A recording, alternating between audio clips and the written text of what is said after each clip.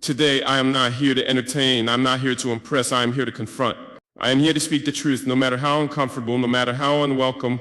Esteemed leaders of the African Union, distinguished delegates, brothers and sisters of this beloved continent, there comes a moment in the history of a people when silence is no longer strength, when diplomacy becomes betrayal, and when handshakes in the dark are the chains that keep a nation down. That moment is now late.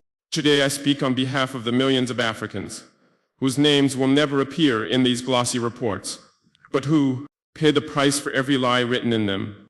I speak for the children with bloated stomachs and empty classrooms. I speak for the mothers giving birth on cold hospital floors. I speak for the farmers who watch foreign companies fence off the very land our ancestors died to defend. I speak for the youth angry awake and asking how long. You see, the world is changing. Empires are trembling. Colonial mosques are falling. But what remains, what still cripples Africa, is not just external exploitation. It is internal betrayal. And this is the cancer we have come here to treat today. Let me say it plainly, we cannot continue to call ourselves free while we remain mentally colonized and economically shackled. We cannot keep sitting in summits funded by those who profit from our division, and then act surprised when we are handed scripts instead of sovereignty. We cannot solve African problems with European solutions. We cannot beg for liberation while still drinking from the very chalice that poisoned our fathers.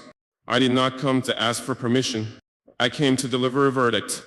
Africa will no longer apologize for saying no. No to false partnerships. No to exploitative debt traps. No to endless interference disguised as aid. No to puppet leadership installed to maintain foreign interests. If that offends some in this room, so be it. If that draws the scorn of former colonizers, let it, because we are not here to comfort oppressors. We are here to resurrect our dignity. And if this union means anything at all, then let it begin today. Let this be the day Africa said no. No to silence. No to fiat. No to exploitation. No to the illusion of sovereignty while begging for budget support. We, the people of Africa, are not poor. We are plundered. We are not backward. We are deliberately held back. Though we are not divided by faith or tribe, we are divided by those who fear what a united Africa would mean. Today, in this very hall, I call for a reckoning. Not with Europe, not with the IMF, not even with our colonial past. I call for a reckoning with ourselves as African leaders, because no enemy outside can defeat us unless we are first defeated within. I speak to you not as a president, but as a son of the soil, a man who has seen what bullets do to children, what sanctions do to medicine, what foreign policies do to freedom. And I say this with a heart that burns. If we do not change course, the next generation will bury us not with honor, but with shame. So today, let this not be another summit of smiles and speeches. Let this be the line in the sand. Let this be the start of a new African century. Let this be the moment the world hears one voice rising from this continent saying, enough, the chains are off. The truth is loud, and Africa finally is awake. No more puppets, no more chains. Brothers and sisters, let me begin with a truth so sharp it cuts deeper than any sword. Africa has never lacked leaders, only lions. We have presidents, we have ministers, we have parliaments and constitutions. But for too long, many of them have been dressed in fine suits, sewn by foreign hands. They walk proudly through golden halls while their people sleep on dust floors. They toast with champagne at donor conferences while their farmers drink from polluted rivers. And why? Because too many of our leaders do not serve their people. They serve their paymasters. This is not leadership, this is puppetry. And today we cut the strings. Let me speak plainly. There are men in this room, perhaps at this very table, who are still reporting back to Paris, to Washington, to London before they report to their own people. There are leaders who fly abroad to sign deals their citizens will pay for with blood, sweat, and generations of debt. There are presidents who come into power through elections funded not by the people, but by foreign embassies and shadowy development partners. They hand over our resources, gold, oil, land, in exchange for temporary power, personal wealth, and photo ops. These are the men who wear the mask of freedom, while bowing to the same masters our ancestors died to escape. Enough. We are not free if we are governed by remote control. We are not sovereign if our budgets are drafted by foreign consultants. We are not independent if we must beg for the right to feed our children with our own grain, to mine our own minerals, to use our own currency. What is this if not the refined version of slavery? Once they chained our ancestors, now they chain our economies. Once they whipped our backs up, Now they whip our governments into submission with interest rates, sanctions, and conditions. So I ask you, what has really changed? Is a puppet less dangerous because it wears a national flag? Is a slave less bound because the chains are invisible? To the African people watching me now, I say this: you were not born to be ruled by foreign interests hiding behind African faces. Your soil is sacred, your voice is powerful, and your destiny cannot be outsourced to Brussels, Beijing, or Washington. Leadership is not diplomacy with the oppressor. It is defiance in the face of injustice. And I say to every African leader who still plays this game of silence, the time has come to choose: be a lion for your people or be a puppet for your masters. But know this: history is watching, and our children will remember who stood tall and who sold them for silver. This is not about Burkina Faso alone. This is about Africa. This is about reclaiming the sacred responsibility of leadership, not as a privilege but as a burden carried with honor. And today, with every fiber in my soul, I reject the puppet strings. I reject the golden chains. I reject the throne that comes with silence. If they call me a threat, so be it. If they sanction me, so be it. If they try to erase me, I would rise 10 times stronger, because I would rather die a free man than live as a well-fed slave. And to every young African listening to me, remember this: your freedom will never be given to you. You must seize it with both hands, guard it with truth, and defend it with unity. Today I reaffirm my oath to my people: no more puppets, no more chains, no more masters' time. Only Africa standing tall, unshaken, and unapologetically free. The lion has roared, now let the empire tremble. The price is silence, how African leaders were bowed. You ask, how did we get here? How did a continent so rich become a beggar at every table? The answer is simple: our betrayal was bought, and it was cheap. The continent wasn't conquered with guns this time. It was conquered with grants, with visas, with Swiss accounts, with scholarships for our children to make them forget where home is. The truth is bitter, but I must say it. Africa was not only colonized by force, it was colonized by favor. They offered our leaders comfort in exchange for their people's suffering, and many accepted. They came bearing aid but wrote contracts soaked in deception. They offered investment but took control of our ports, our railways, our land, even our skies. Some of you sitting in this hall signed those deals. You sold your people's birthright for a handshake and a motorcade. You traded your country's dignity for a title you don't even control. You took loans that will be repaid not by you but by the barefoot child in the village, the mother with no medicine, the farmer with no seed. You knew the terms were poisonous, but you drank anyway because the chalice was made of gold. Do you not say, they don't need to assassinate us anymore? They don't need to stage coups or drop bombs. They just invite us to conferences, clap when we speak, and send us back home, still broke, still blind, still believing we are partners. But we are not partners, we are pawns. In the price of our silence, a continent drowning in debt, rich in minerals but bankrupt in opportunity. A land where presidents live in palaces but their citizens sleep in fear of hunger, disease, and hopelessness. Do you know how many contracts have been signed in the past decade that give away oil blocks, uranium mines, and forests for cents on the dollar? Do you know how many military bases sit on our soil not to protect us but to watch us? And who speaks up? It's you, why not? Because when you are paid to remain silent, truth becomes the enemy. And when comfort becomes your God, justice becomes inconvenient. But I am not here to remain silent. And I did not come to this summit to be liked. I came to tell you, the continent is bleeding and many of you are holding the knife. You wear the garments of revolutionaries but act as colonial managers. You sing the songs of Kwame Nkrumah and Thomas Sankara, but you quote from the playbooks of their killers. When a true voice rises, you call them a threat. When a young African speaks of sovereignty, you say he is knave-dead. When a nation stands up, you isolate it, mock it, sanction it. But no, this Tory asset, no amount of fear, no cocktail dinner, no foreign pressure will make me abandon the truth. I have seen the contracts, I have read the classified letters, and I know that many African leaders were not just bribed, they were bought. They became salesmen of suffering, middlemen for misery, distributors of dependency. And the saddest part, they still smile in the photos, still speak of African solutions, still raise the flag, a flag whose meaning they've long forgotten. To them I ask, how much is the soul of your nation worth? What price tag did they place on your people's future?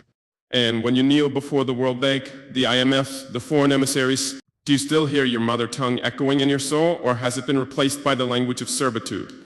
I am not perfect, but I have chosen not to be a tool of empire. And if that makes me dangerous, so be it. Let me be clear. Africa is not dying of poverty, it is dying of betrayal. And the betrayal came from within. But here's the good news. If we were sold out by our own, we can be saved by our own. We don't need to look to the west. We need to look each other in the eye. We need to find again the fire that once burned in the chests of Lumumba, Nyerere, Sankara. Because Africa does not lack talent. Africa does not lack courage. Africa lacks the unity of leaders who are not for sale. So I stand here not to curse the darkness alone, but to light a flame. And I say to every youth, every elder, every citizen who feels forgotten, the silence is ending, the betrayal is exposed, the reckoning has begun. Because if Africa must rise, it must first rid itself of the rot in its own house. No more puppets, no more excuses, no more silence bought with blood. This day, this moment, will be remembered not because it was comfortable, but because it was necessary. Let the record show. This was the day Africa said no, not whispered it, not murmured it behind closed doors. We said it from the mountaintop with fire in our chests and truth on our tongues. No to being permanent clients of foreign banks. No to being test markets for policies that wouldn't survive one day in Europe. No to being praised in speeches but punished in trade. No to being seen as useful only when our sons are needed for wars and our daughters for cheap labor. No to a future negotiated in rooms where no African voice is allowed to speak freely. Yes, this day will be remembered. Not for the handshakes, not for the photographs, not for the perfectly worded communiques written by consultants flown in from London or Paris. No, it will be remembered because this was the day we broke the script. The script they handed us that told us to behave, to smile, to sit quietly, to clap politely. The one that warned us if you speak too boldly, you will lose aid. If you question the debt, you will be isolated. If you refuse to bow, your country will pay the price. And yet we stood, we spoke, and we did not bow. Today I watched men I once thought were asleep rise with fire in their eyes. I heard the voices of presidents who for years were muted by fear. One by one they said it. We will not surrender our children's future for another aid package. We will not trade sovereignty for access to diplomatic dinners. We will not call slavery by another noun, no matter how sophisticated the language. And to the foreign envoys in this room, listening nervously behind the translation booths. Let me be clear, this is not hatred, this is not hostility. This is history correcting itself. This is truth without apology. We will not shoot you, we will not beg you, but we will no longer obey you. You see, you miscalculated.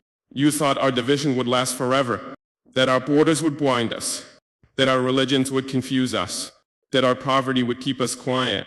But Africa has awakened from Algiers to Accra, from Dakar to Dar es Salaam. A generation is rising that was born under your debt, but refuses to die under your rule. You cannot intimidate them. They don't want your visas. They're not dreaming of Europe. They're dreaming of rebuilding Timbuktu. They're dreaming of healing Congo. They're dreaming of seeing African gold turned into African wealth. The artist Ankara is reborn. The Nkrumahs reawakened. The Biko still breathing. And today I speak on their behalf. Africa is not asking for permission anymore. We are not asking to be invited to the table. We're flipping the table over and building our own time. We're not asking for inclusion. We're demanding respect. Because when respect is not offered, power will be taken. And we have reached that hour. Some will say I am angry. They are right. I am angry for the mothers who buried children under UN flags. For the farmers displaced by mining contracts signed in foreign languages. For the young men crossing deserts, not for adventure, but because their countries were robbed blind. And you know what? That anger is holy, because it is born from love. The kind of love that says, I will no longer watch my people suffer so that another man's empire may thrive. Their soul marked this day. The day Africa said no. No to debt diplomacy. No to data change. No to surveillance disguised as security partnerships. No to puppets in presidential palaces. No to being forever the junior partner, the grateful recipient, the polite observer. This day we became the authors of our own chapter. And as we write it, let every nation who once ruled us know. You may have written the prologue of our oppression, but we will write the conclusion of our freedom. Let this message echo beyond this hall. Let it shake the foundations of every foreign capital built with African wealth. Let it reach the ears of every young African still doubting their power. The world will remember this summit not because we were loud talk, but because we were finally heard. And from this day forward, may every summit feel the weight of African conscience. Unapologetic, unbought, and unstoppable. The Africa we will build, vision beyond resistance. My brothers and sisters, now that we've said no to the old world, let me tell you what we say yes to. Because resistance without vision is a scream into the void. But resistance with vision, that is a revolution. And Africa is not just resisting, Africa is rebuilding. We will build a continent where sovereignty is sacred. We will build a continent where no president kneels before the World Bank like a beggar at a feast, where budgets are written in Bamako and not Brussels, where currencies do not carry the face of a foreign oppressor, but the spirit of our ancestors. We will end the era where African parliaments wait for approval from foreign donors before feeding their people. No more governments that ask what will France think before they ask what does my village need. Sovereignty is not arrogance. Sovereignty is dignity. And we will teach our children that the flag they salute belongs to them and not to the companies mining our lands or tax, the embassies monitoring our every move. We will build an economy that feeds us first. Let the next generation remember, we stopped exporting raw hope and importing processed poverty. We will build industries, not just mines. Factories not as a sports. Agriculture that grows food for our people, not profits for someone's offshore. We are tired of seeing cocoa shipped to Europe and returning to us as chocolate we cannot afford. Tired of seeing coltan leave Congo powering smartphones while children there have no electricity. We will feed Africa first. We will clothe Africa first. We will power Africa first. And yes, we will trade with the world, but as equals, not as eternal suppliers of cheap labor and cheaper lives. We will build a youth that leads, not leaves. I speak now to the young African watching from a crowded cyber cafe or a dimly lit classroom. You are not the future, you are the present. We will not wait for permission to invest in your dreams. We will redirect our resources from luxury for the future opportunity for the many. Every school we build is an act of revolution. Every startup we fund is a bullet against economic colonization. Every passport we make powerful is a declaration that Africa matters. We will teach our youth not just to pass exams, but to ask what problems can I solve for my people. Not how can I escape to Europe, but how can I build something here worth staying for. The brain drain ends today. Because our best minds belong home, we will build unity stronger than borders. They drew our borders with rulers. We will erase their lines with unity. From Ghana to Guinea, from Burkina Faso to Benin, strength is not in our names, but in our solidarity. The West counts on our divisions. We will disarm them with cooperation. We will trade in African currency. We will share energy, water, and wisdom. We will build railroads that don't stop at colonial borders. Imagine a continent where a young woman from Uganda can start a business that reaches the car by drone, where a farmer in Mali learns drought resistance from a brother in Namibia, where no African is a foreigner in Africa. That is the continent we will build. We will build institutions that defend the people, not the powerful. We will rebuild the African Union not as a waiting room for elite handshakes, but as the engine of the new era. An AU that sends food during famine, not just condolences. That sends troops to stop genocide, not just to wave flags at summits. An AU that doesn't ask what Washington thinks before defending Ouagadougou. And we will protect our own tongue. Our journalists will speak without fear. Our artists will sing truth to power. Our people will not need to beg their leaders for basic rights. Justice will not be bought. Laws will not be weapons of the elite. And power will be sacred, not stolen. We will build with spirit, not just steel. But hear me, this is more than policy. This is spiritual. This is a reawakening of a people long denied their reflection. It is not just about roads and trade, but about identity. We will rediscover who we are. We will speak our languages proudly. We will tell our own stories. And we will teach our children that greatness was not imported, it was born on this soil. So let the world hear us now. We are not asking to be saved. We are not asking for permission. We are building a nation of nations, a union of dignity, self-determination, and divine destiny. And when our grandchildren ask what we did in this hour of crisis, we will not say we waited. We will not say we hoped. We will say, China. We built. We rose. We became. We reclaimed Africa. The global reaction when power starts to panic. My brothers and sisters, what happens when you finally stand tall after centuries of being told to kneel? The world does not clap. The powerful do not smile. They panic up. And make no mistake, they are panicking now. They called us crazy before they called us dangerous. At first they laughed. They said it's just noise from a young president in a small country. They dismissed us as rebels.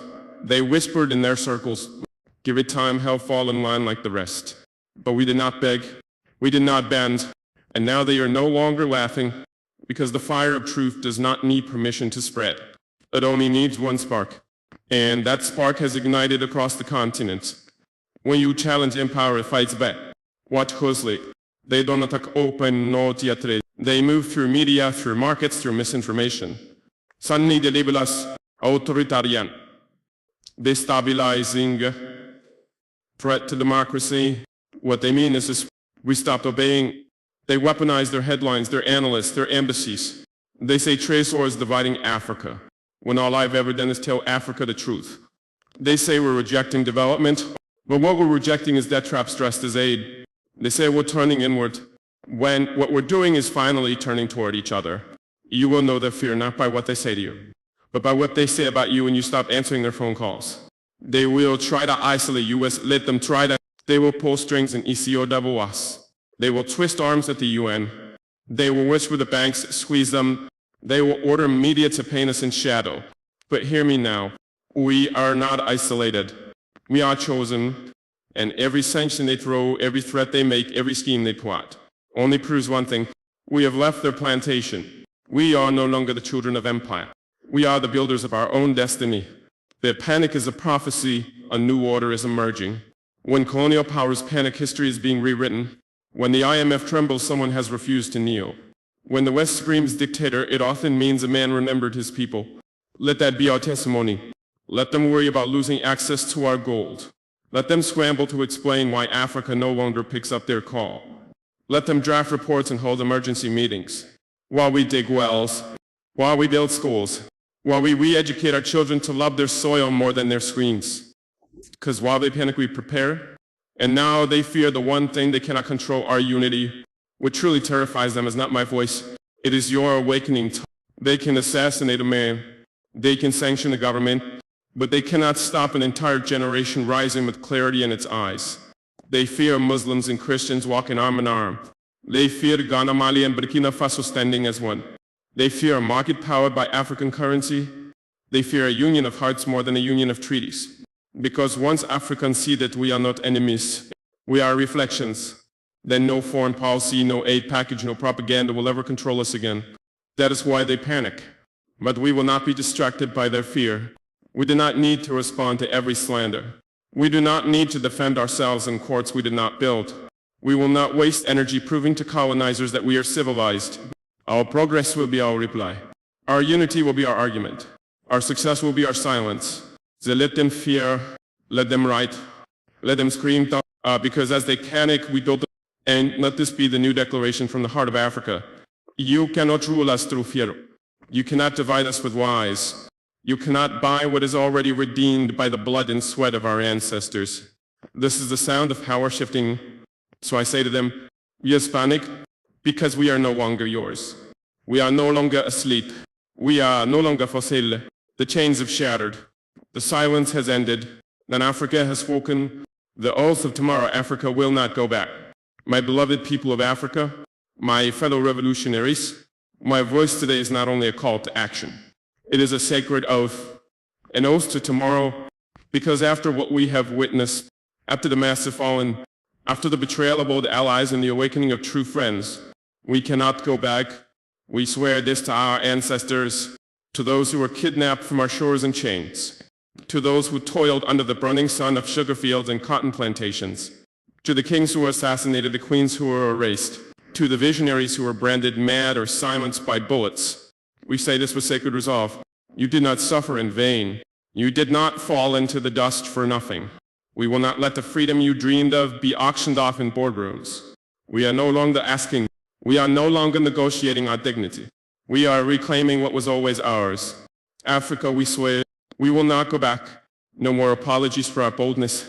We will not apologize for standing tall. We will not bow because our voice makes the West uncomfortable. We will not tone down our truths to make colonizers feel safe. Let them choke on their narratives.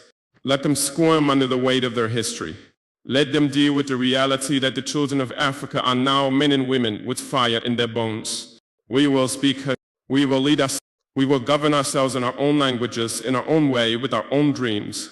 Our children will never inherit fear again. For too long, African children inherited trauma, not triumph. We were taught to admire foreign flags more than our own. We grew up thinking real success was leaving the continent. No more science. Our schools will no longer teach colonial heroes and call it history. Our media will no longer idolize billionaires who plundered our soil. Our children will grow up knowing you are not the future of someone else's empire. You are the foundation of your own. We make this oath to our sons and daughters. You will never again be second class in your own homeland. You will walk the soil of Africa and know it is sacred, powerful, and yours. The new Africa will not be built with old chains. To our leaders across the continent, you cannot sit at the table of justice with hands still tied by IMF loans. You cannot demand respect from Europe while begging for aid that poisons your people. You cannot wear the cloth of revolution while your bank accounts are stitched by foreign puppeteers. It ends now, Taha. No more neo-colonial partnerships dressed as progress. No more secret deals written in European languages behind closed doors. Africa will not be built in the shadows of colonial capitals. We will rise in daylight, with clean hands, clean hearts, and unbreakable will.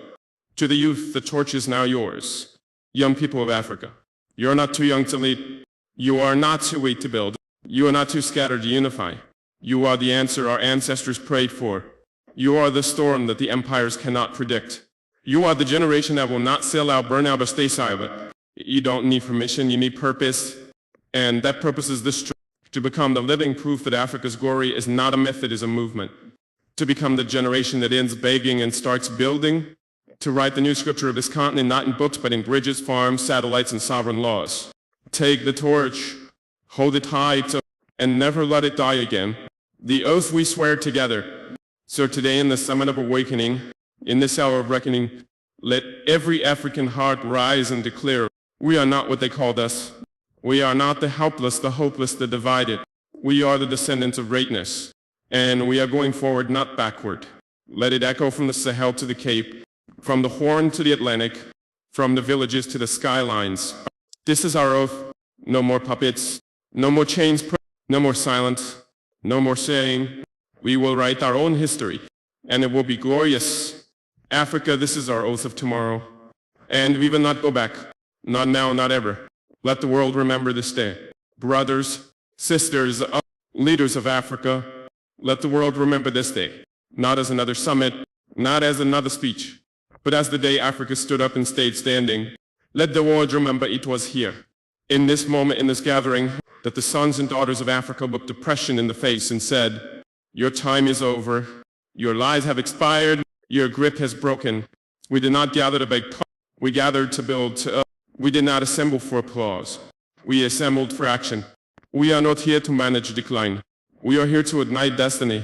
The world has always talked about Africa, in newspapers, in secret reports, in smoky rooms filled with oil tycoons, weapons dealers, and NGO actors smiling through fangs. They all talked about Africa, but they never expected Africa to speak for itself. And now we are loud, clear, and unshakeably united.